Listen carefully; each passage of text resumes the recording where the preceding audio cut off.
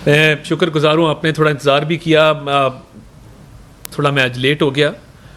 आज जो मौजू है गुफ्तगू का, वो पिछले 3.5 साल में जो पंजाब की आवाम के हक़ पर डाका डाला गया और जो दोनों हाथों से इस सूबे की आवाम को लूटा गया, और वो किसने लूटा, किसके कहने पर लूटा, किसकी ईमा पर लूटा, वो कहानी अब खुल के सामने आ चुकी है और रोज़े रोशन की तरह यहाँ है। इमरान खान साहब ने एक ऐसे शख्स को वज़ीर आला बनाया जिसको नाम तो वसीम अकरम प्लस का दिया, मगर उसके पास ना तो इख्तियार था, ना उसकी कोई वक़्त थी और ना उसका कोई तजर्बा था। ये काम इसलिए किया गया क्योंकि तमाम तर इख्तियार एक ख़ातून के पास था जिसका नाम फ़रा गोगी है, और उस ख़ातून ने इस मुल्क के रिसोर्सेज पर, इस मुल्क के वसाइल पर कब्ज़ा किया और इस सूबे की हुकूमत को इस तरह चलाया जिस तरह कोई निजी कंपनी भी नहीं चलाई जाती, और निजी कंपनी को भी कोई मुनाफे में छोड़ के जाता है। मगर फ़रा गोगी ने इमरान खान साहब की ईमा पर, इमरान खान साहब की नाक तले यहाँ पे कई 100 करोड़ की करप्शन की। और ये सिर्फ फ़रा गोगी की बात नहीं है, हमारे पास कुछ शवाहिद आना शुरू हुए हैं कि फ़रा गोगी ने जो भी यहाँ से माल कमाया वो इमरान खान के बेनामी के तौर पे उन्होंने ये काम किए। अब इमरान खान साहब गोगी बचाओ तहरीक पर जब निकले हैं और गोगी बचाओ मार्च का ऐलान किया है, तो मकसद कोई बैनुल अक़वामी साजिश नहीं है, मकसद कोई अमर बिल मारूफ नही अनिल मुनकर नहीं है। मकसद सिर्फ एक है कि जिस तरह फ़रा गोगी को 2019 में एमनेस्टी स्कीम के तहत, और ये मेरे पास तमाम शवाहिद मौजूद हैं, 2019 में 32 करोड़ रुपए, 32 करोड़ रुपए उन्होंने टैक्स एमनेस्टी स्कीम में फ़रा गोगी के ब्लैक मनी को वाइट करवाया। अब पूछने वाली बात यह है कि जब आपको पता था कि ये ब्लैक मनी को वाइट कर रहे हैं और आपको पता था कि इनका डायरेक्ट ताल्लुक बुशरा मानिका साहिबा के साथ है, तो आपने ये जानते बूझते हुए कि आपका उनके घर आना जाना है, उनका आपके घर आना जाना है, और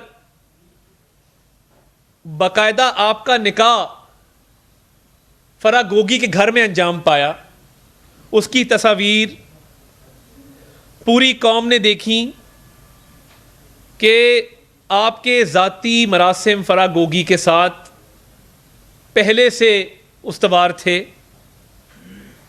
और आपने उनको भरपूर मौका दिया कि वो पंजाब में स्याह करें सफ़ेद करें, हर चीज़ का मालिक आपने फ़रा गोगी को पंजाब में बनाया।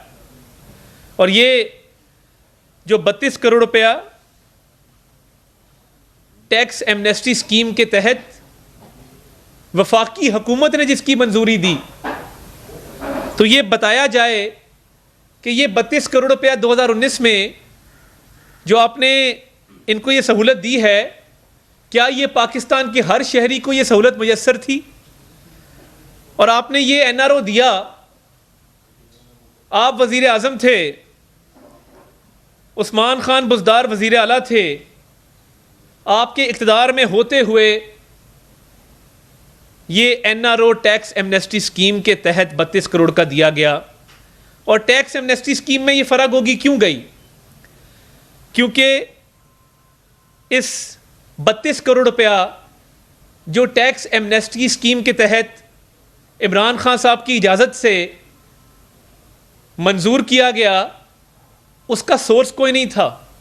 यानी फराह गोगी साहिबा के पास किसी किस्म की मनी ट्रेल नहीं थी इस 32 करोड़ की जो 2019 में इमरान खान साहब ने अपनी वफाकी हुकूमत के तहत अपनी ही टैक्स एमनेस्टी स्कीम के तहत उनको ये रियायत और सहूलत फराहम की। अब मसला ये है कि ये जो गोगी बचाओ तहरीक और गोगी बचाओ मार्च पर आप निकले हैं, इसमें कोई बैनुल अक़वामी साजिश नहीं है, इसमें मकामी साजिश ज़रूर है। और मकामी साजिश ये है कि एक ऐसे वज़ीर आला को बिठाया गया जिसने कहा कि hear no evil, see no evil, speak no evil. वो ना कुछ देखते थे, ना कुछ बोलते थे, ना कुछ सुनते थे। और उस्मान बुज़दार का मेरिट क्या था? क्या वो तहरीक इंसाफ के कोई देरीना कारकुन थे? क्या उन्होंने माजी में सूबे के लिए ऐसी खिदमात दी थी जिनकी बिना पे उनको वज़ीर आला बनाया गया और उनकी सर्विसेज को रिकग्नाइज किया? ये कतन मकसद नहीं था। ये सारी साजिश इसके ताने बाने बनी गाला से मिलते हैं कि फराह गोगी ने ये सारी साजिश बनाई कि एक ऐसे शख्स को वज़ीर आला लगाया जाए जिसका इख्तियार कोई ना हो, जिसके पास फहम फरासत ना हो, जिसके पास इतनी अकल ना हो कि वो इनकी सियाहकारियों को, इनकी करप्शन को रोक सके। तो ये टैक्स एमनेस्टी स्कीम जो 2019 में दी है, ये पहला एनआरओ है जो फराह गोगी को इमरान खान ने बतौर वज़ीर आज़म दिया। और क्यों दिया? इसलिए कि फराह गोगी इमरान खान साहब की बेनामी है। और ये मामला इतना संगीन है कि फराह गोगी के टोटल असासे 21 करोड़ रुपए के थे जब इमरान खान साहब हुकूमत में आए हैं। और इस साल मार्च तक उनके असासों की मालियत 85 करोड़ रुपए है। कोई ऐसा बिजनेस है कि जिसके तहत आप जब हुकूमत में ना हो तो आपके असासों में कमी वाक़ई हो रही हो और जैसे ही आप हुकूमत में आए वो आपको 60 करोड़ का मुनाफा हो जाए? और ये सिर्फ वो रकम है जो 43 सस्पिशियस ट्रांजैक्शंस के तहत फराह गोगी के 15 अकाउंटों के अंदर आई। ये 43 मशकूक बैंक ट्रांजैक्शंस हैं, 43, जिसके तहत ये 85 करोड़ रुपया उनके अकाउंट में आता है। और इसमें सबसे बड़ी बात यह है कि तकरीबन 70 करोड़ रुपया है जो कैश की शक्ल में आया है, कैश डिपॉजिट्स हैं। और ये कैश डिपॉजिट्स किस मद में आए? और ये जब एनआरओ दिया गया टैक्स एमनेस्टी स्कीम के तहत 32 करोड़ का, तो उसके बाद खुली छूट दे दी गई कि तुम्हें मैंने 32 करोड़ का, इमरान खान साहब ने कहा होगा फराह गोगी को कि मैंने 32 करोड़ रुपया तुम्हारा ब्लैक मनी वाइट कर दिया है, तुम्हारी मर्जी का एक डमी वजीर आला पंजाब में प्लेस कर दिया है, अब तुम्हें पूरा इख्तियार है, तुम अफसरों की पोस्टिंग ट्रांसफर करो, तुम रिंग रोड की अलाइनमेंट अपनी मर्जी के मुताबिक तय करो। और ये करते क्या थे? कोई भी सड़क बननी है, रिंग रोड बननी है, ये उसकी मंजूरी दिलवाने से पहले अरबों रुपए की अराजी वहां खरीदते थे। कई 100 एकड़ अराजी का रिकॉर्ड मौजूद है कि जहां पे रिंग रोड की अलाइनमेंट तय हुई, कोई बड़ी सड़क का मंसूबा मंजूर हुआ, आपने साथ ही वहां पे पहले से ही जमीन की खरीदारी शुरू कर दी ताकि जो जमीन सस्ती खरीदी, जैसे ही सड़क का मंसूबा मंजूर होगा उसकी कीमत में कई गुना इजाफा होगा। यह करप्शन के 2-4 तरीके थे। पहली करप्शन की टैक्स एमनेस्टी के तहत, दूसरी करप्शन की पोस्टिंग ट्रांसफर करवाकर, ठेकेदारों से कमीशन लेकर, जिनको आपने अवामी मंसूबों में फेवर करके आउट ऑफ टर्न ठेके अवार्ड किए। तो ये जो 85 करोड़ रुपया है, क्या इमरान खान साहब को इसका इल्म नहीं था कि ये 85 करोड़ रुपए कहां से आए हैं? ये 43 बैंक ट्रांजैक्शंस हैं, इनका क्या मकसद है? और क्या उनको इल्म नहीं था कि कई 100 करोड़ अकाउंटों में आ रहा है कैश की शक्ल में, और वहां से कैश की शक्ल में विड्रॉ करके इस्तेमाल हो रहा है। अभी शवाहिद आ रहे हैं, हमें इस बात का यकीन है कि ये जो कैश आया और कैश निकला ये इमरान खान साहब को गया। मैं पिछले 3.5 साल से पूछ रहा हूं कि इमरान खान साहब का कारोबार क्या है, इमरान खान साहब का जरिया आमदन क्या है। उनकी अहलिया कहती हैं कि उनके कपड़े फटे होते हैं, किचन का खर्चा नहीं चलता, तनख्वाह पे वो गुजारा करते हैं। तो ये इतना शहाना तर्ज ज़िंदगी, ये ठाट बाट, 400 कनाल का महल, इसको मेंटेन कैसे करते हैं। अब समझ आई कि फराह गोगी ने जो करप्शन के यहां अंबार लगाए, जो ये 85 करोड़ रुपया कमाया सिर्फ एक ये बैंक ट्रांजैक्शंस के जरिए, 43 बैंक ट्रांजैक्शंस के जरिए, वो अपनी जगह पर, मगर जो अरबों रुपए की अराजी खरीदी गई और गवर्नमेंट की पॉलिसी के तहत, यानी गवर्नमेंट एक पॉलिसी बना रही है कि अवामी मंसूबा यहां से गुजरेगा, उससे पहले ज़मीन खरीद लें। और ये देखिए हमारे पास जो तफसीलात आई हैं, 50 करोड़ रुपया ये पे ऑर्डर्स के जरिए निकलवाया गया है अकाउंटों से। और ना सिर्फ ये जितने ये गौसिया बिल्डर्स का इसमें नाम है जिनको पेमेंट की गई है 8-10 करोड़ रुपए की। तो ये क्या इमरान खान साहब बिल्कुल नहीं देख रहे थे? बिल्कुल उनका कोई ताल्लुक नहीं है फराह गोगी से। अगर नहीं है ताल्लुक तो इमरान खान साहब का निकाह और उनकी शादी की तकरीब फराह गोगी के घर पे क्यों मुनक्कद हुई? और इमरान खान साहब ने इतनी खुली छूट क्यों दी कि पंजाब के अंदर सरकारी ठेकों में, अफसरान की पोस्टिंग ट्रांसफर्स में Farah Gogi all in all थी। फराह गोगी ने पंजाब पे हुक्मरानी की इमरान खान साहब की वजह से। और ये सिर्फ एक बहाना था कि ये वसीम अकरम प्लस है। ये इमरान खान साहब ने जानबूझकर उस्मान बुज़दार को यहां प्लेस किया। और ये देखिए कि ये जो असासों में इजाफा हुआ है, इसमें एक अल बुराक हाउसिंग प्राइवेट लिमिटेड ये अकाउंट है, इसमें ट्रांजैक्शंस हैं। गौसिया बिल्डर्स का अकाउंट है, इसमें ट्रांजैक्शंस हैं।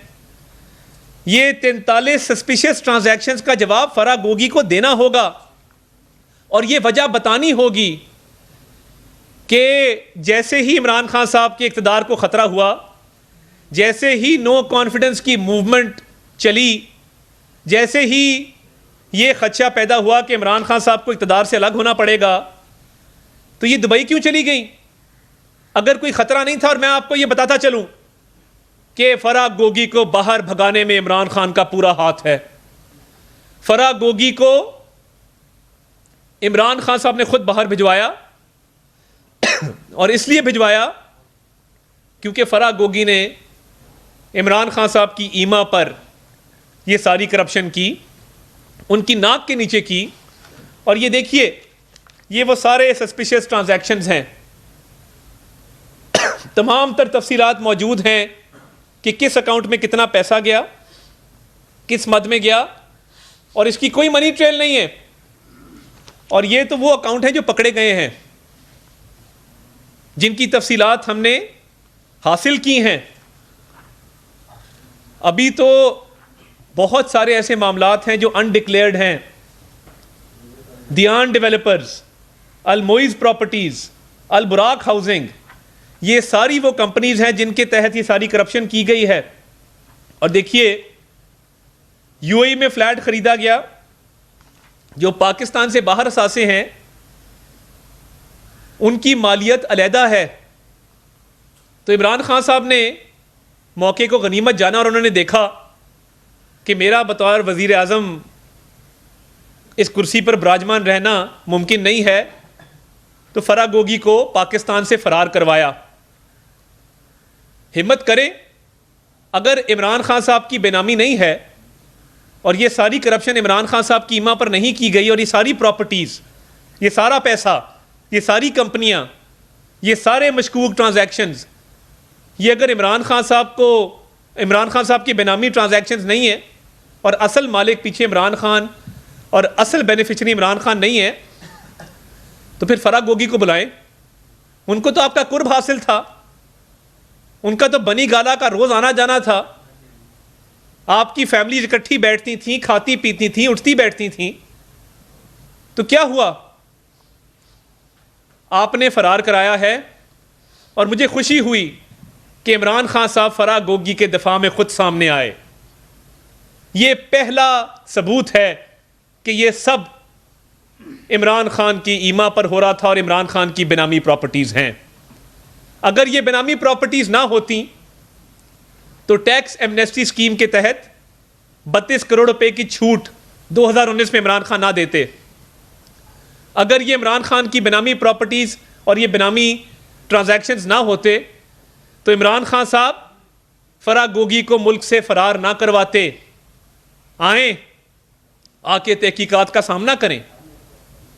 और ये गोगी बचाओ मार्च जिसका ऐलान किया गया है, ये कोई बैनुल अक़वामी साजिश नहीं है। ये वो साजिश है जिसके तहत पाकिस्तानी अवाम के हक पर डाका डाला गया है। ये वो साजिश है जिसके तहत अरबों रुपए की जमीन बनाई गई है। ये वो साजिश है जिसके तहत कई 100 करोड़ रुपए इमरान खान साहब ने कमाए हैं। अगर आप इतने सच्चे हैं तो अपना जरिया आमदन बताएं कि ये नया घर जमान पार्क का ये किसने बनवाया और क्यों बनवाया। बताएं कि फिरोज वाला की जो जमीन है वो विरासती है कि नहीं है। बताएं कि वो आपने किस खातून से खरीदी थी। और ये तमाम तर शवाहिद जो हमने इकट्ठे किए हैं, इसमें हर चीज रोजे रोशन की तरह यहां है। ये 43 मशकूक ट्रांजैक्शंस सिर्फ पिछले 3.5 साल के हैं, जिसके तहत ये कई 100 करोड़ रुपया बटोरा गया है, जिसमें इमरान खान साहब कहते हैं कि इसका रियल एस्टेट का बिजनेस है। यानी उनके बिजनेस की तफसीलात भी अवाम के सामने मीडिया पे आके खुद बयान कर रहे हैं। ये सारे ताने बाने बनी गला से मिलते हैं। ना सिर्फ इस 85 करोड़ रुपए का हिसाब इमरान खान साहब को देना होगा, और इमरान खान साहब ने एक और बात की कि ये फराह गोगी तो कोई सरकारी ओहदे पर नहीं रही, फराह गोगी तो पब्लिक ऑफिस होल्डर नहीं है। हम यही कह रहे हैं कि नहीं है। हम कह रहे हैं कि इमरान खान साहब पब्लिक ऑफिस होल्डर आप हैं। पब्लिक ऑफिस होल्डर आप हैं। ये सब ट्रांजैक्शंस, ये कई 100 करोड़ रुपया, ये अरबों रुपए की जमीन, ये गाड़ियां, ये महलात, ये ऐशो इशरत, ये सारा मालो दौलत ये आपका बेनामी है। ये करप्शन आपने खुद करवाई है। अगर आपने करप्शन रोकनी होती तो आप एक ईमानदार और एक कॉम्पिटेंट वजीर आला पंजाब में लगाते।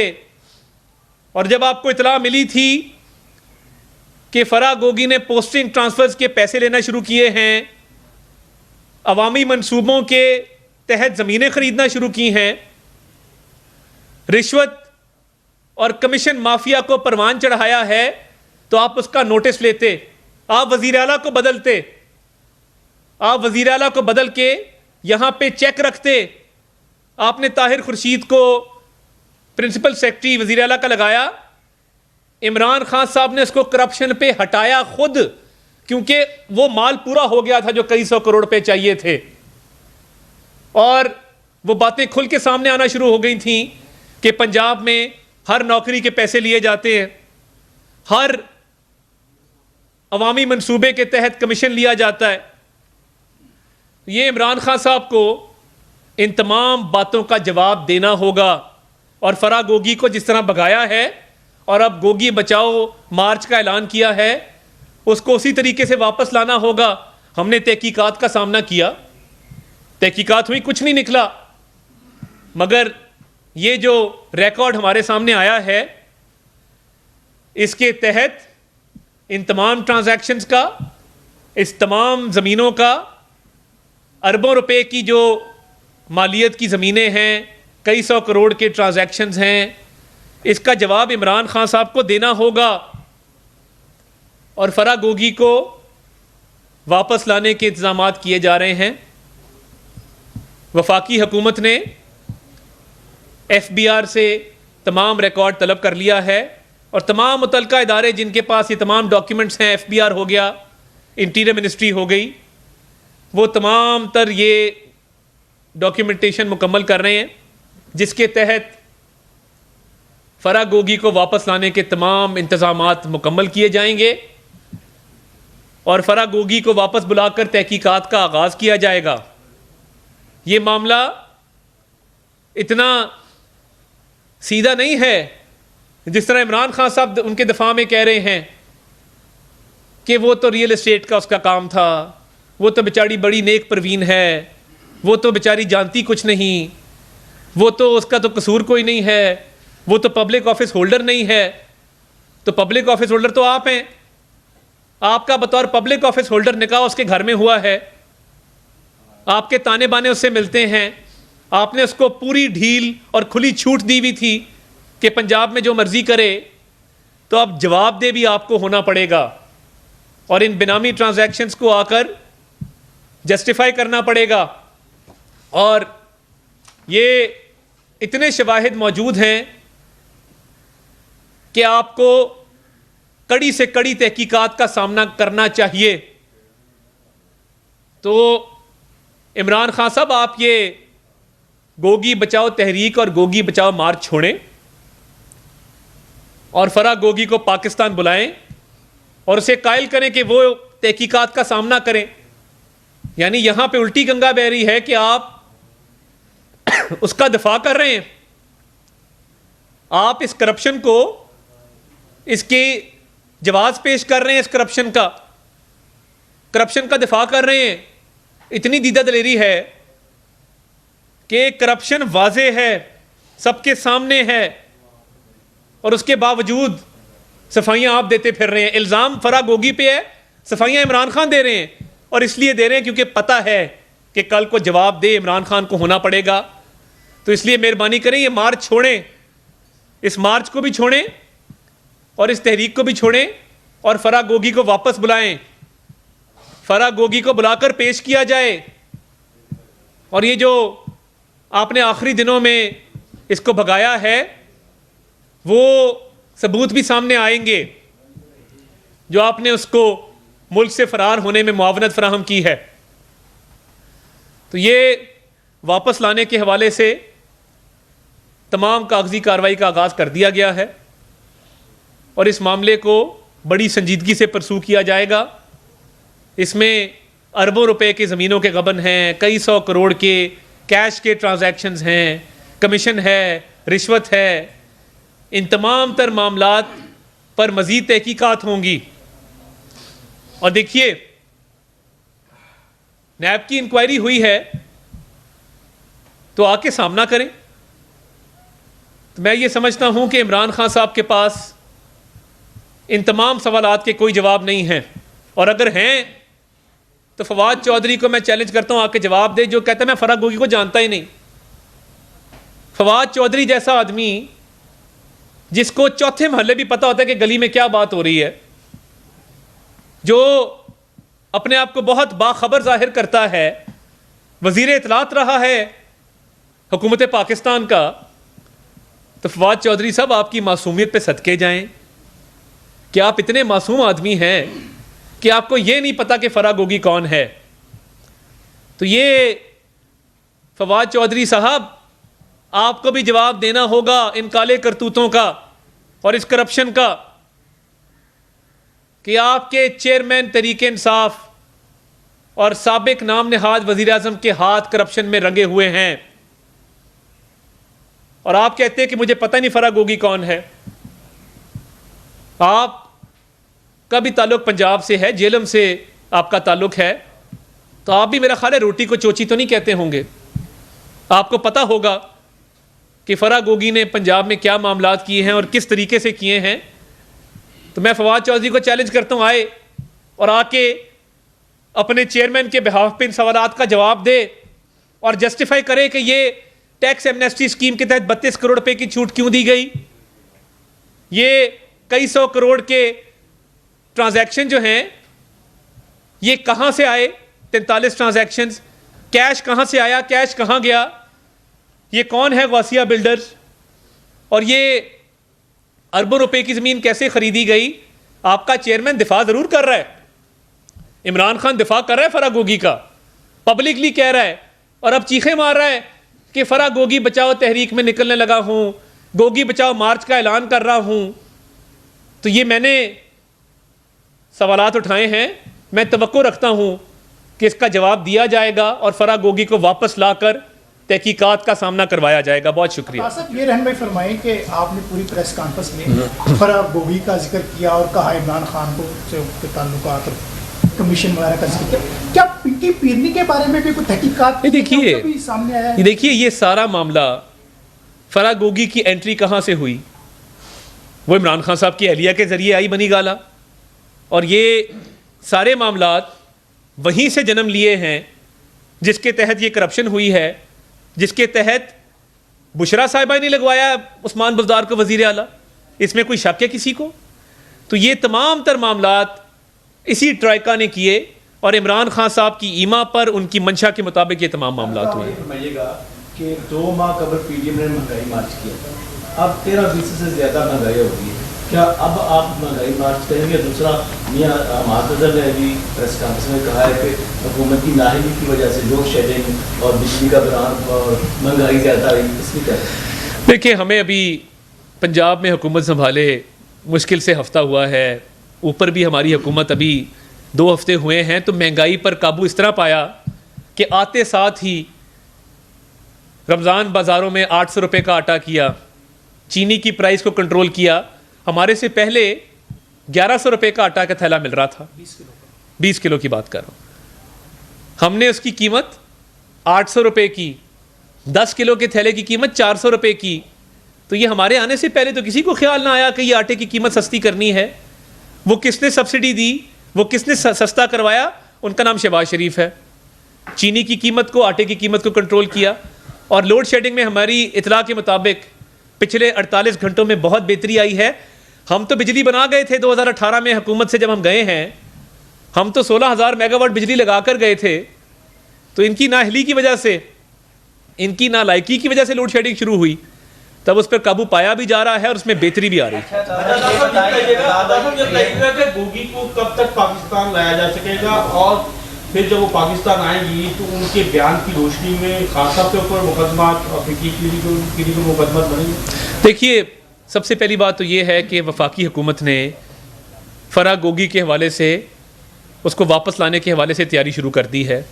तमाम मुतलका महकमों से रिकॉर्ड तलब कर लिया गया है और FBR से भी रिकॉर्ड आ चुका है, तो उस पर मुकम्मल तैयारी की जा रही है। उम्मीद है जल्द फराह गोगी को वापस आने का इंतज़ाम कर लिया जाएगा। और देखिए, मैं तो कागज़ों की बिना पर, सबूतों और शवाहिदों की बिना पर कह रहा हूँ कि फराह गोगी के तमाम माल जो करप्शन से कमाया गया है, तमाम ज़मीनें, तमाम असासे, वो इमरान खान साहब के बेनामी हैं। और इमरान खान साहब का अगर फराह गोगी से कोई ताल्लुक़ नहीं है तो फिर वो उसके दफा में क्यों आए, उसको एमनेस्टी स्कीम के तहत छूट क्यों दी?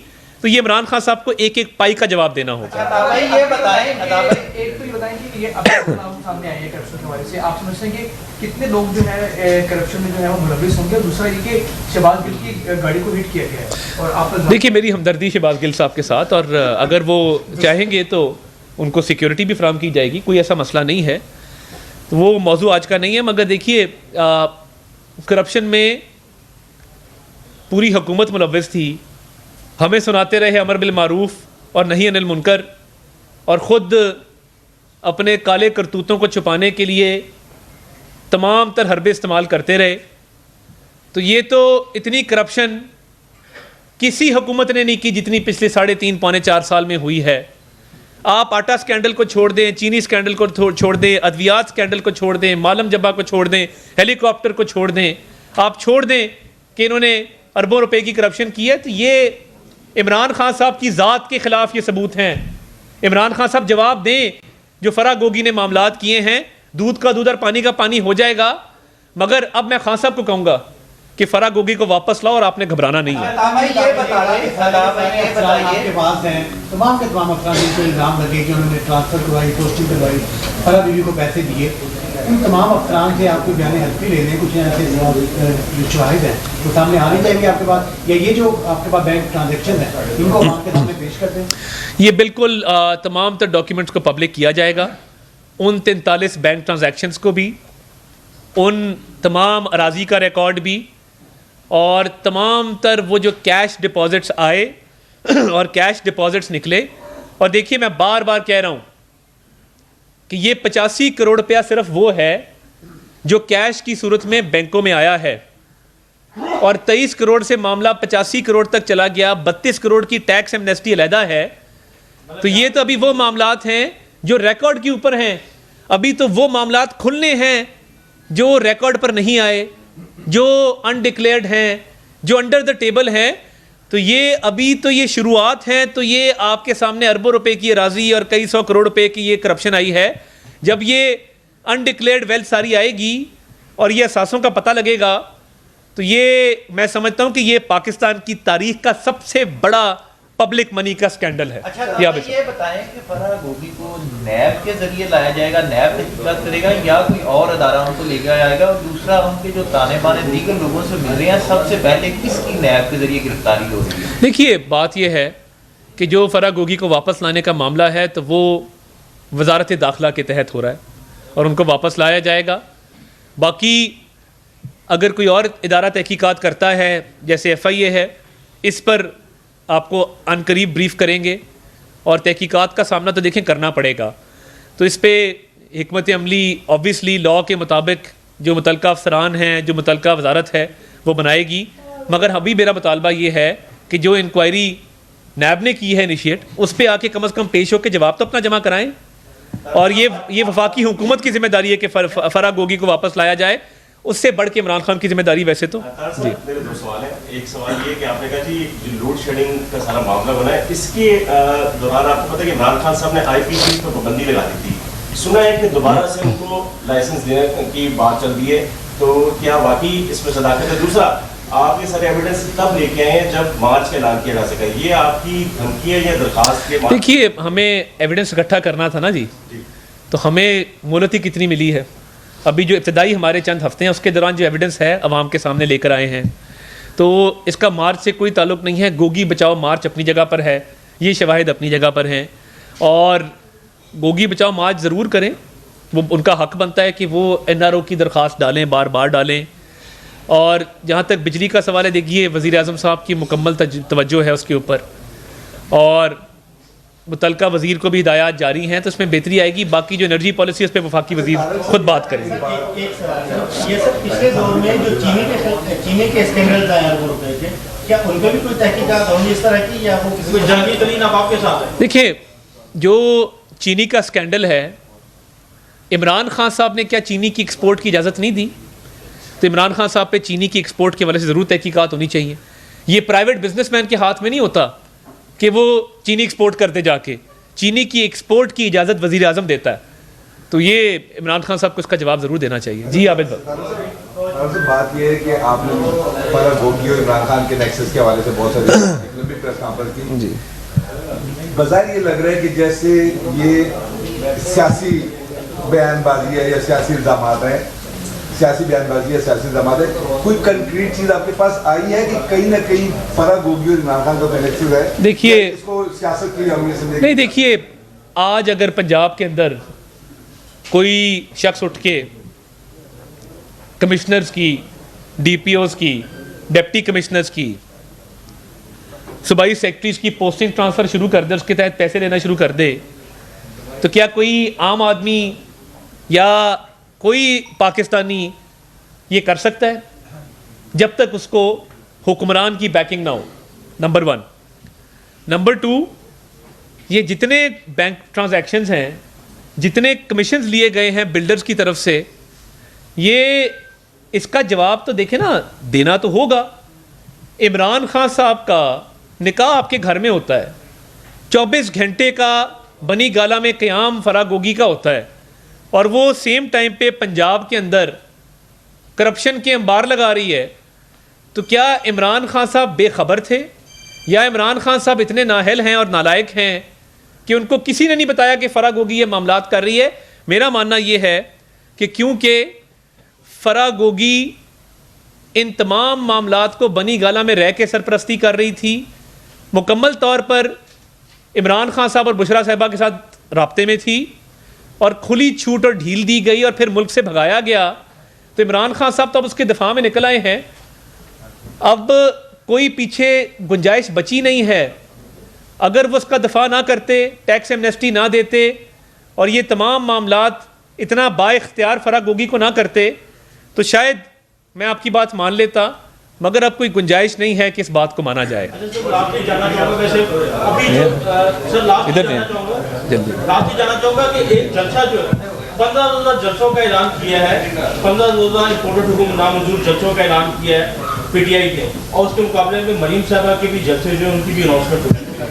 तो कौन से जलसे आपको भारी लग रहे हैं? देखिए, मरीम नवाज साहिबा एक अवामी लीडर हैं, उनकी एक पॉलिटिकल स्ट्रगल है और वो माशाल्लाह क्राउड पुलर हैं। वो जब निकलेंगी अवाम का जम्मे गफ़ीर होगा, अवाम का समंदर होगा। और मैं ये बात वसूख से कहता हूँ कि जहाँ जाएंगी जगह नहीं बचेगी, अवाम का समंदर होगा उस जगह। अच्छा तारा, तो एक बात हो रही, कुछ मुबैना वीडियोस की बड़ी बातें चल रही हैं जी, और इल्जाम हम देखते हैं सोशल मीडिया पे मुसलसल मुस्लिम लीग नून भी लगाया जा रहा है। इस हवाले से क्या कहना चाहिए? देखिए, ऐसा कोई मामला ना मेरे इल्म में है, ना ऐसे किसी मामले का मुझे पता है। अगर पता होता ज़रूर उस पर बात करते हैं। बैठे चाहे